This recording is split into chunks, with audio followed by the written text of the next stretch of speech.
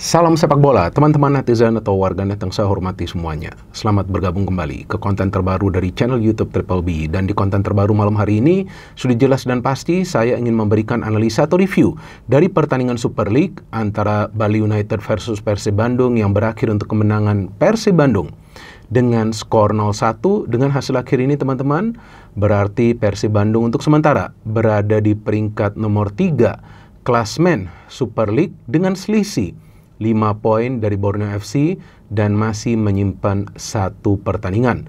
Selain itu juga, dengan kemenangan malam hari ini, Persib Bandung berhasil meraih 5 kali kemenangan secara beruntun di semua kompetisi tanpa kemasukan satupun gol.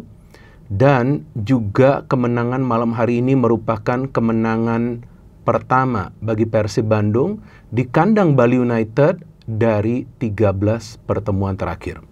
Sedangkan bagi Bali United dengan kekalahan ini berarti mereka gagal untuk bisa masuk ke zona papan atas. Dan memang kalau kita melihat di awal musim ini, pelatih dari Bali United Johnny Johnson masih kesulitan untuk bisa mencari formula permainan yang pas bagi timnya agar bisa mendapatkan hasil akhir yang konsisten. Karena sebetulnya sebelum pertandingan melawan Persib Bandung malam hari ini, permainan dari Bali United dalam 3 pertandingan terakhir mereka sangat impresif. Tapi di pertandingan yang baru saja berakhir, terlihat jelas bahwa para pemain Bali United terkurung di area mereka sendiri. Jadi bukan berarti Bali United bermain defensif, tetapi memang Persib Bandung yang bisa bermain dengan high pressing dan mencegah para pemain Bali United untuk bisa bermain kreatif.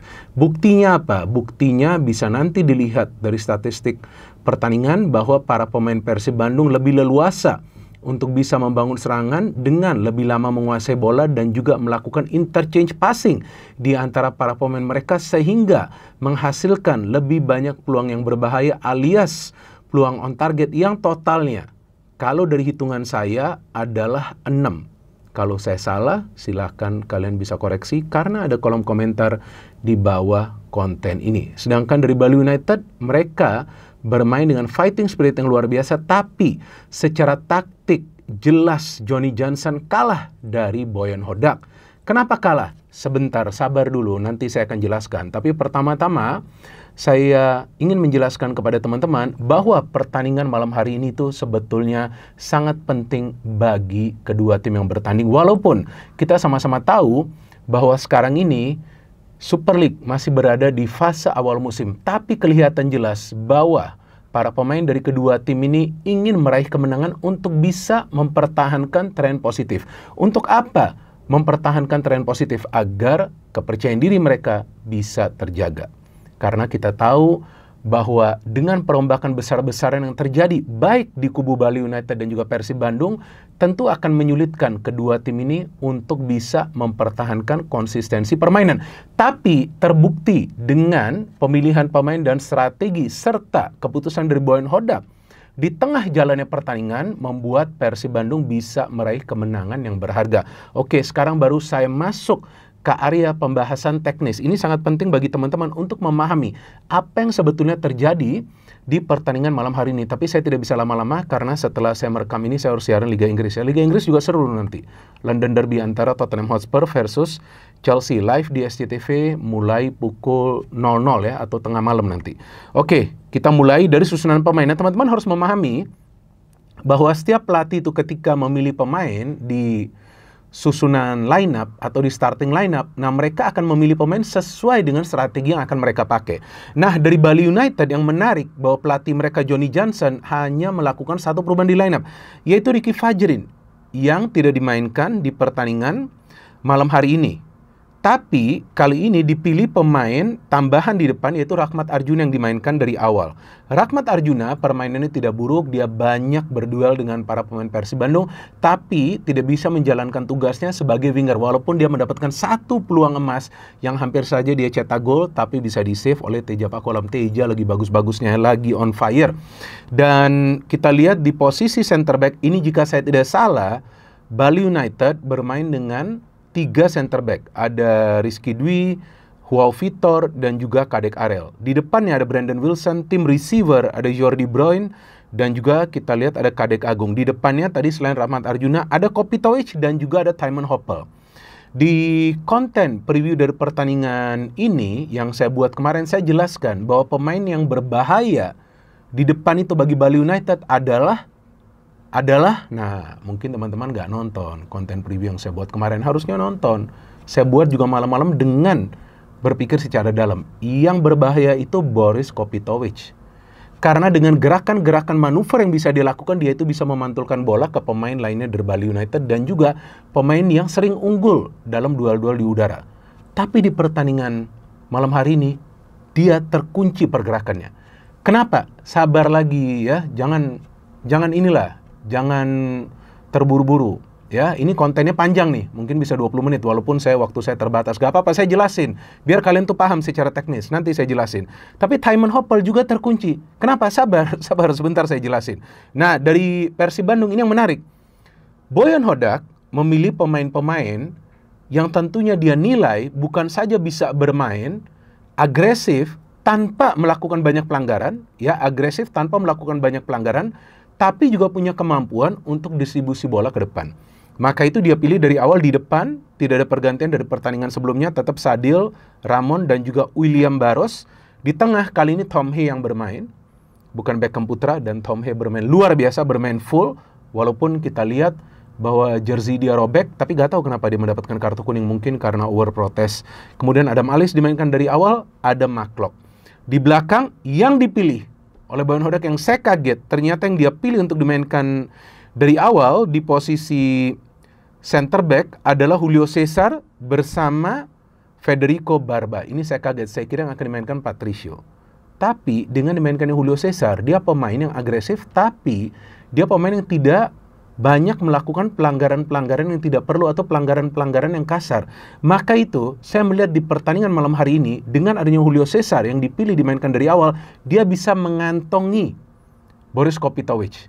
Gak bisa itu menang duel Boris 1 lawan 1.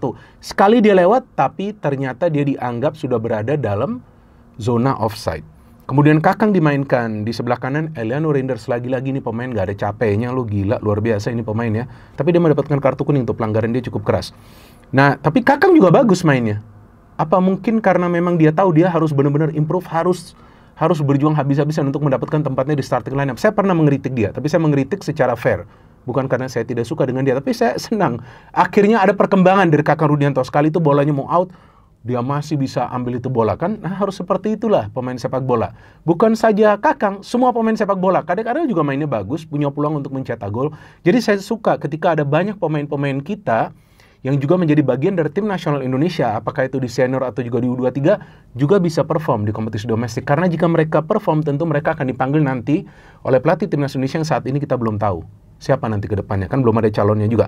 Oke, dari jalannya pertandingan, Persib sebetulnya tidak bermain offensive football, tapi Persib bermain yang namanya progressive passing football. Artinya karena para pemain Bali United itu melakukan pressing di tengah, tapi tidak high pressing, maka para pemain Persib harus bisa mengalirkan bola secara progresif dengan level akurasi yang baik. Itu mereka lakukan secara konsisten. Maka itu juga teman-teman perhatikan, tidak banyak miss passing yang dilakukan oleh para pemain Persib. Sehingga di babak pertama saja mereka bisa menciptakan lebih banyak peluang dengan mengandalkan Tom Hee, dengan mengandalkan Adam Alis, Sadil Ramdhani, William Barros, bahkan Ramon saja bermainnya bagus. Walaupun kita tahu Ramon tidak mencetak gol, tapi cara diproteksi bola luar biasa. Dan kita melihat bagaimana caranya Eliano dan juga Kakang sesekali saja hanya membantu untuk menyerang. Kenapa? Karena mereka tentu khawatir dari counter attack Bali United yang ada Tymon dan juga ada si Rahmat Arjuna. Tapi Tymon gak bisa banyak bergerak. Kenapa? Karena dikunci oleh Kakang Rudianto. Jadi Kakang mainnya bagus nih, walaupun kemudian dia diganti. Nah, ya kan dia diganti, Frans Putros masuk, tapi Kakang bagus mainnya di match malam hari ini. Dan kita lihat dari jalannya pertandingan, memang Persib yang mendapatkan peluang lebih awal, Federico Barba. Jadi para pemain Persib tidak saja mengandalkan umpan terobosan, mereka tahu itu akan banyak diblok oleh para pemain Bali United, tapi main juga mereka crossing. Crossing itu kan gak harus tinggi, tapi bisa juga crossing-crossing datar.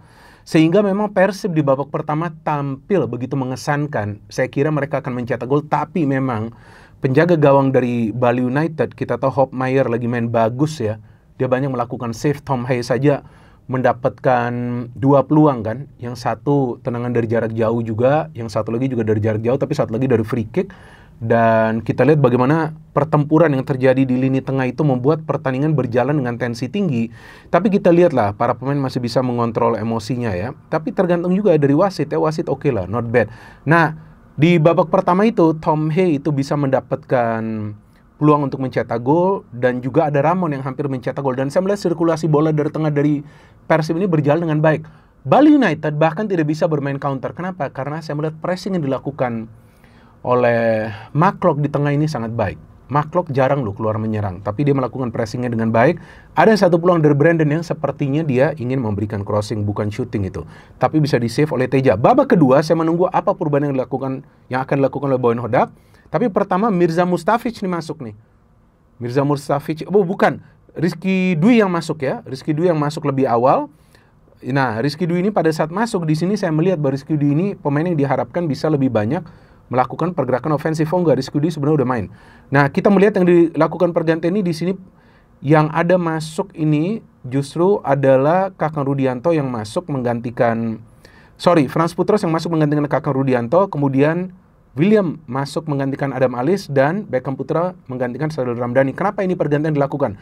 Karena Boyan ingin agar pergerakan dari para pemain Persib lebih cepat ke depan. Adam Alis sering dipres, tapi William pemain yang bergerak leluasa. Beckham Putra punya kecepatan dan lebih bugar. Frans Putros pemain yang lebih agresif lagi untuk bisa menghentikan pergerakan cepat dari Tymon Hoppel. Dan itu dilakukan counter kemudian oleh Johnny Johnson dengan memainkan Mirza Mustafic. Tapi sayangnya Mirza itu baru main mungkin 2 atau 3 menit kemudian langsung mendapatkan kartu merah karena melanggar William Barros. Apa yang dilakukan oleh Boyan Hodak? Dia akhirnya memainkan Andrew Jung. Ini yang saya selalu katakan, bukannya saya mengatakan Ramon permainannya tidak bagus. Dia bagus sekali permainannya. Tinggal menunggu waktu saja dia mencetak gol. Secara memantulkan bola, secara pressing dia baik. Tapi untuk finishing, Andrew Jung itu lebih baik.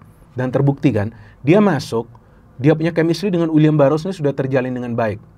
Nah, ketika dia masuk itu, dia bisa mencari ruang-ruang kosong. Tapi sebelumnya juga Federico Barba tuh hampir mencetak gol. Tapi dia tidak bisa shooting ya. Mungkin dia kurang fokus itu. Dan Andrew Jung bisa mencetak gol ketika ada umpan dari Beckham Putra. Beckham Putra permainannya luar biasa, Pak. Bener loh, luar biasa. Akhirnya dia bisa melewati si Jordi Bruyne. Dia memberikan umpan ke tiang jauh dan Andrew Jung bisa memecah kebuntuan. Udah 0-1 udah. Saya udah yakin ini game milik Persib walaupun Bali tetap berbahaya lah dengan counter mereka. Bahkan Kadek Ariel hampir mencetak gol kan dengan sundulan, tapi Teja memang lagi on fire juga. Jadi saya melihat bahwa Persib bermain secara kolektif. Semua pemain mereka bermain dengan level kedisiplinan yang tinggi dan juga mereka bermain mengandalkan kerjasama. Itu sangat penting bagi Persib karena mereka punya banyak pemain baru. Dan kita melihat bahwa akhirnya Bali United harus mengakui keunggulan dari Persib Bandung karena memang jujur ya, saya bukannya ingin menjelekkan Bali United, tapi mereka tidak bermain impresif. Mereka memang coba untuk melakukan pressing, mereka kalah. Pada saat mereka bermain dengan 10 pemain, bukan artinya mereka bermain buruk, mereka juga coba untuk memberikan perlawanan, tapi saya melihat dalam menyerang, mereka sama sekali tidak kreatif. Ini beda total dengan para pemain Persib. Tapi lagi-lagi, seperti yang saya katakan sebelumnya, salah satu kelemahan dari Persib yang saya lihat di awal musim ini adalah finishing. Karena seharusnya Persib 11 lawan 11 saja dari awal, dari babak pertama seharusnya sudah bisa mencetak gol. Sedangkan Mirza Mustafic itu mendapatkan kartu merah karena murni kesalahan dia. Tapi seandainya masih 11 lawan 11, saya pikir bukan tidak mungkin. Bukan artinya pasti, bukan tidak mungkin juga Persib masih bisa meraih kemenangan. Karena secara permainan mereka tampak lebih meyakinkan, padahal mereka bermain away. Ini bukan bermain di Bandung loh, pertandingan malam hari ini. Bermain away, bermain di Stadion Kapten Iwayan Dipta. Tapi Persib bisa menang untuk pertama kalinya dari 13 kali pertemuan non Bali United.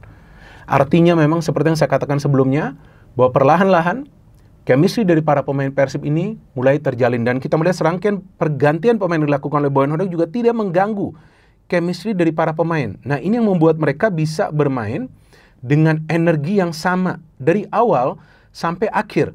Nah, saya melihat bahwa dari Bali United sebetulnya mereka coba untuk bermain kreatif. Tapi karena para pemain Persib itu selalu unggul duel di tengah, apalagi Boris Kopitovic itu dikunci, pantulan-pantulan bola ke pemain lain dari Bali United itu tidak jalan. Nah, itu yang sebentar saya lagi cari salah satu statistik nih, saya lagi cari.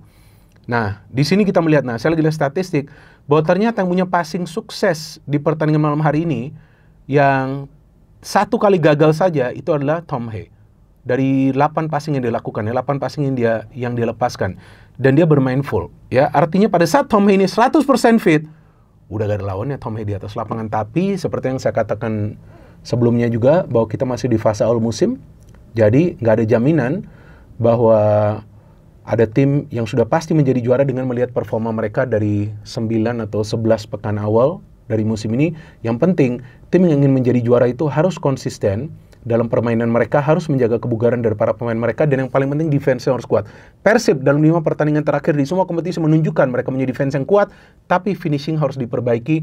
Bali United sangat disayangkan walaupun mereka tampaknya sudah kembali on form, tapi ternyata kalah lagi. Tapi saya pikir Persib layak menang karena mereka bermain secara taktis dan kolektif.